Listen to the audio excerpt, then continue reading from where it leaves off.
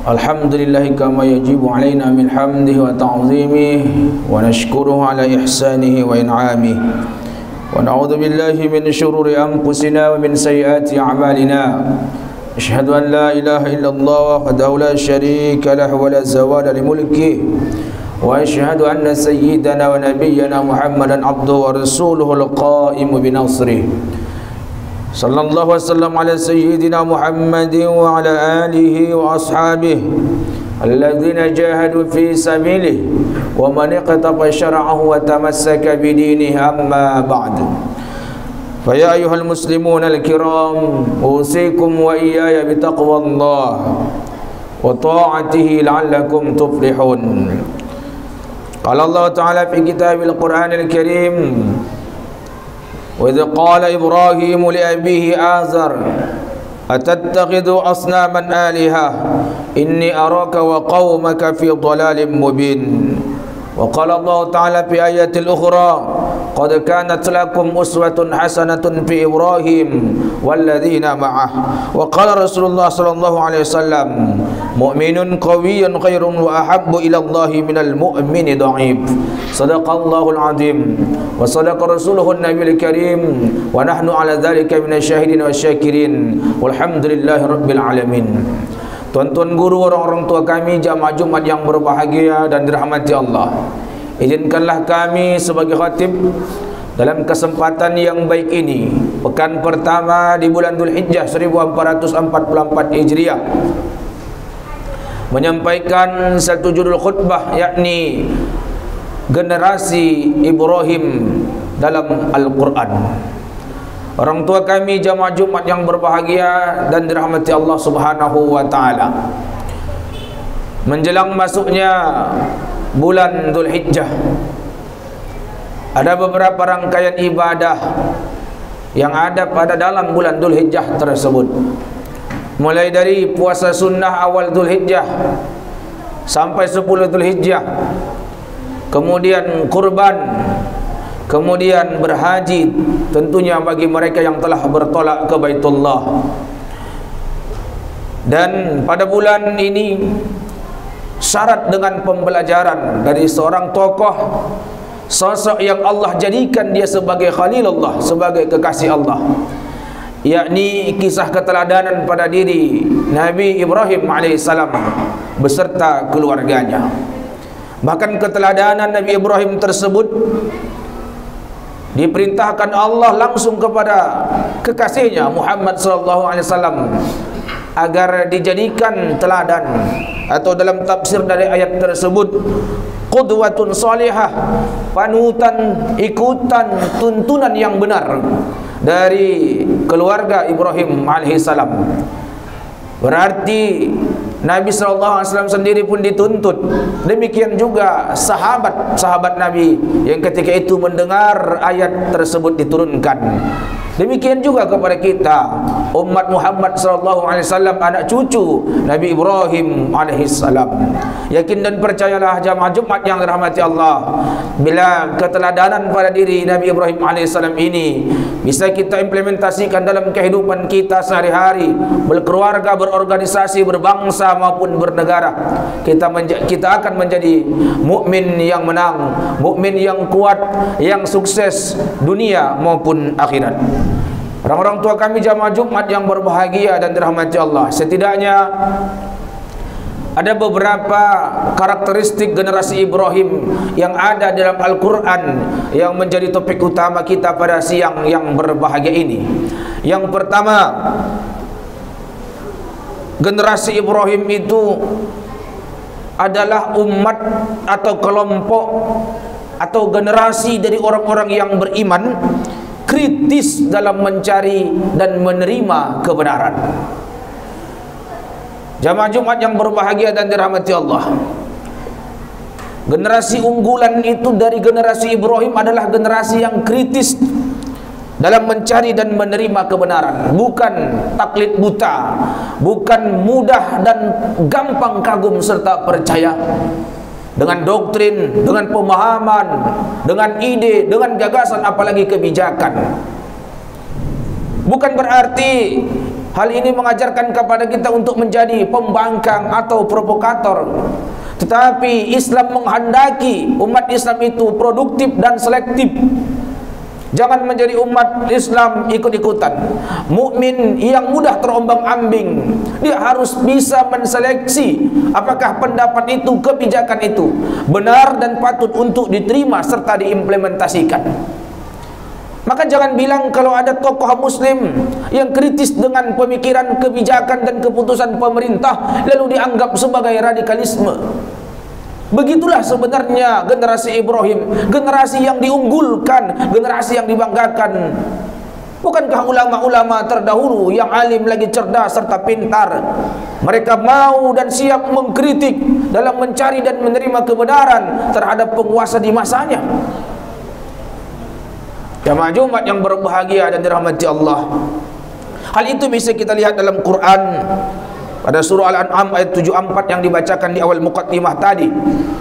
Dalam terjemahan ayat tersebut, dan ingatlah ketika Ibrahim berkata, di waktu Ibrahim berkata kepada bapaknya Ajar, terlepas apakah bapak di sini sebagai paman kandung beliau atau ayah kandung beliau, sebab berselisih ulama dalam menempatkan siapa sosok Azar tersebut.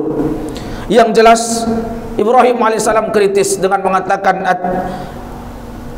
mengatakan kepada ayahnya, atattakhidhu asnaman alihah, pantaskah kamu menjadikan berhala-berhala sebagai tuhan-tuhan? Sesungguhnya aku, kata Ibrahim, melihat kamu dan kaummu dalam kesesatan yang nyata. Jemaah Jumat, orang-orang tua kami yang berbahagia dan rahmati Allah, meskipun ayat ini terkesan dalam bentuk istifham, dalam bentuk pertanyaan, tapi kalau kita membaca kitab Ulumul Quran, pertanyaan yang isinya berbentuk celaan seperti ayat inilah. Sama seperti kurang lebih seorang ayah marah, seorang ayah mencela anaknya tapi dalam bentuk pertanyaan. Padahal itu laknat, padahal itu kutukan, padahal itu kritik keras dari Ibrahim alaihissalam. Begitu juga seorang ayah. Contoh, seorang ayah ketika melihat dan mendengar, mengetahui anaknya mengganti knalpot sepeda motor yang dari standar menjadi racing, sementara rumah mereka berdekatan dengan masjid, setiap pagi dipanasin motor, digeber-geber. Lalu ayahnya bertanya, udah paten kalilah kurasa kau membuat knalpot keretamu begitu ya?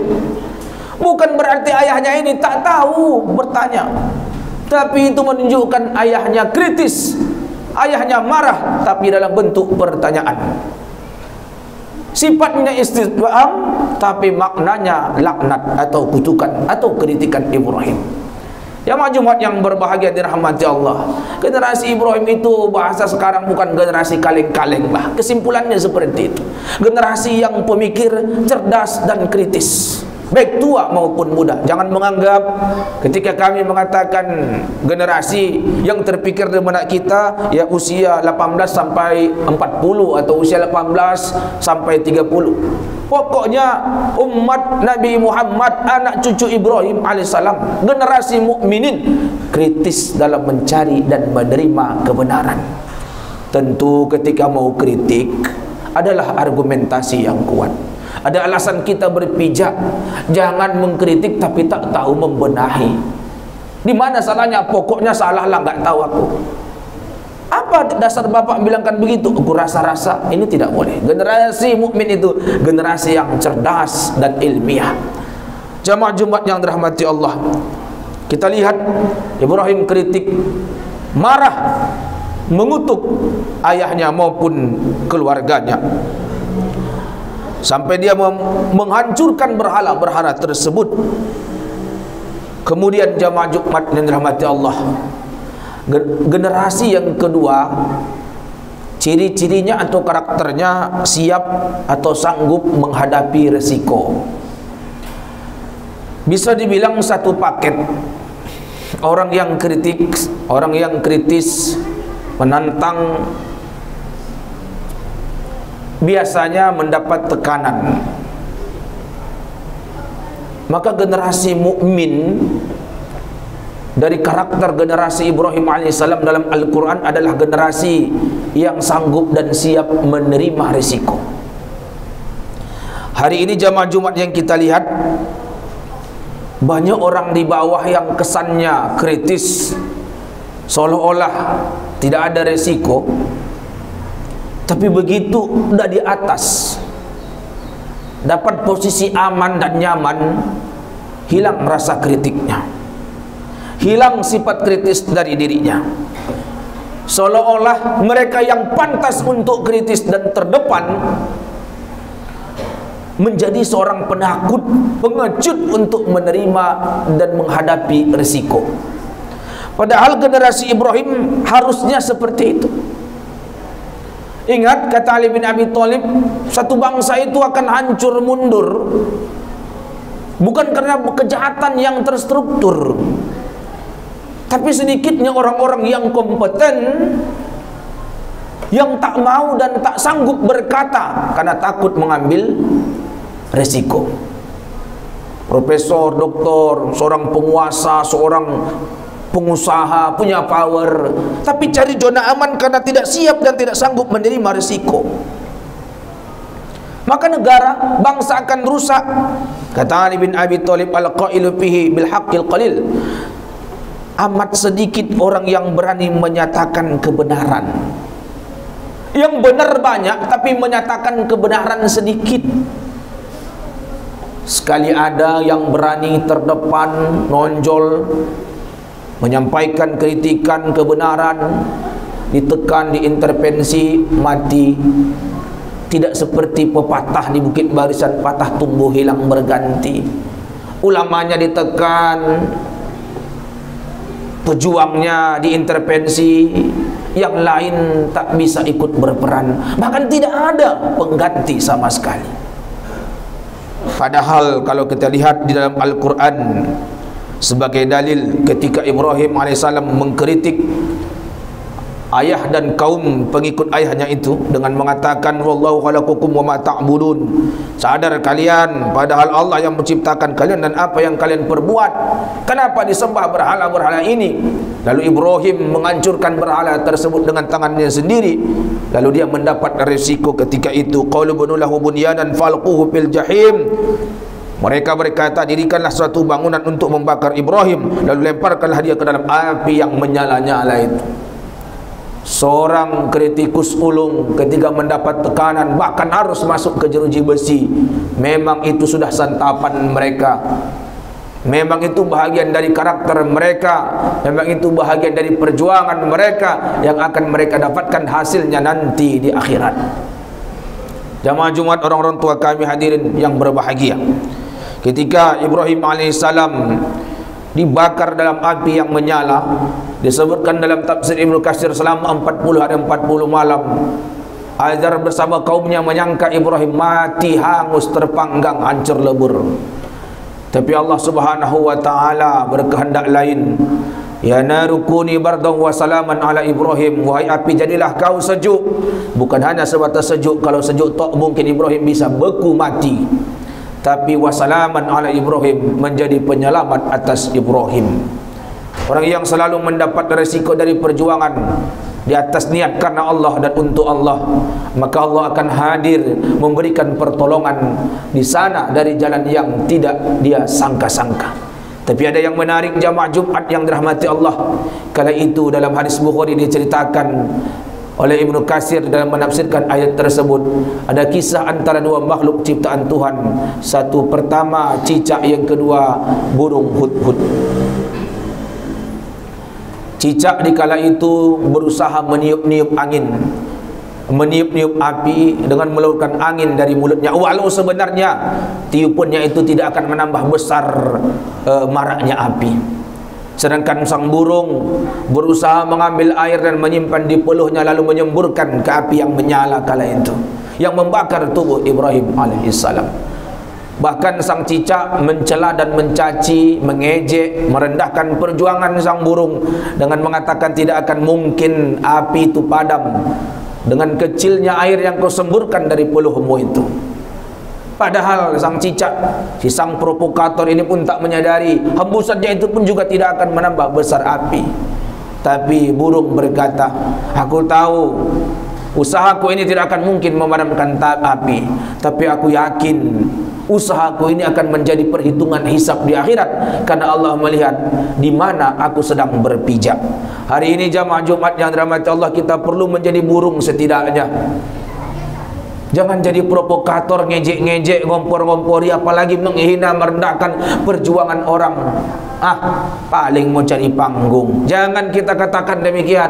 Paling mau cari popularitas. Ini mau 2024. Kalau nyata gerakan dan perjuangannya, tunjukkan Anda kita berpijak dan bersikap di mana. Jangan seperti cicak, tidak bisa turut memadamkan, tidak bisa menolong, malah dia berada di barisan orang-orang yang akan menghinakan perjuangan seseorang. Berapa banyak hari ini KTP-nya Muslim, masjidnya sama, benderanya sama, tapi pemikiran, mindset, cara pandang, bahkan mungkin akidahnya berbeda dengan kita. Sama-sama takbir, tapi tidak sama dalam satu misi dan visi perjuangan jihad di jalan Allah Subhanahu wa ta'ala. Yang ketiga atau yang terakhir, sebenarnya masih banyak tapi waktu yang membatasi kita. Generasi Ibrahim atau karakter Ibrahim dalam Al-Quran tersebut adalah cinta tanah air. Orang-orang tua kami jamaah Jumat yang berbahagia dan dirahmati Allah, jangan sangka kelompok para nabi adalah kelompok yang hanya mengajarkan akidah dan ibadah, semisal ibadah mahdhah. Para nabi itu adalah pejuang. Para nabi itu orang-orang yang cinta dengan bangsanya, cinta dengan umatnya. Maka tidak ada beda antara nasionalisme dengan religiusme, tidak ada. Jangan mentang-mentang ada kelompok yang berserban, berjubah, lalu tidak mau tidak mau ikut berbaur dengan kegiatan kelompok lain, agama lain, dianggap tidak nasionalisme. Seolah-olah Imam Bonjol yang pakai serban, para pahlawan terdahulu yang pakai peci, seolah-olah tidak nasionalisme. Kalau bukan karena tidak nasionalisme mereka, mungkin tidak akan hidup agama selain agama Islam di Indonesia ini. Maka label kepada kiai, pada alim dikatakan radikal, tidak intoleran, apalagi tidak nasionalisme dan seterusnya. Itu hanya seperti anjing yang menggonggong yang tak ada guna dan manfaatnya. Mana buktinya? Quran berbicara. Allah berfirman, Rabbi ja'al hadha baladan amina warzuq ahlahu minas samarat man amana minhum billahi wal yawmil akhir. Ya Tuhanku, jadikanlah negeri ini negeri yang aman, sentosa dan berkahilah, dan berikanlah rezeki dari buah-buahan kepada penduduknya yang beriman di antara mereka kepada Allah dan hari kemudian. Ya, memang Ibrahim hanya mendoakan orang yang seakidah dengannya. Ibrahim lebih mencintai orang-orang yang seakidah, sebangsa dengannya.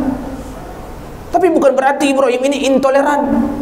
Karena yang disebutkan Ibrahim ini man amana minhum, limpahkan rezeki ya Allah, mudahkan urusan mereka ya Allah. Mereka siapa? Rezeki siapa? Orang-orang yang beriman kepada Allah dan hari akhir. Jadi nggak ada salahnya hari ini kita sebagai penggelut agama, penuntut ilmu agama, lalu menjadi tokoh di tengah-tengah masyarakat, yang kita perjuangkan umat Islam yang sebangsa dengan kita, yang kita doakan umat Islam yang sebangsa dengan kita. Lalu ada kelompok sebelah mengatakan antum intoleran, antum tidak nasionalis. Biarkan, karena dengan adanya usaha dan upaya kita untuk memperbaiki rezeki ekonomi umat yang seakidah sebangsa dengan kita, itu pun bahagian dari tanda nasionalisme dan cinta tanah air. Bayangkan jika Anda orang yang nanti berpengaruh, berpotensi, bermanfaat untuk 100 umat Islam, mengurangi beban negara.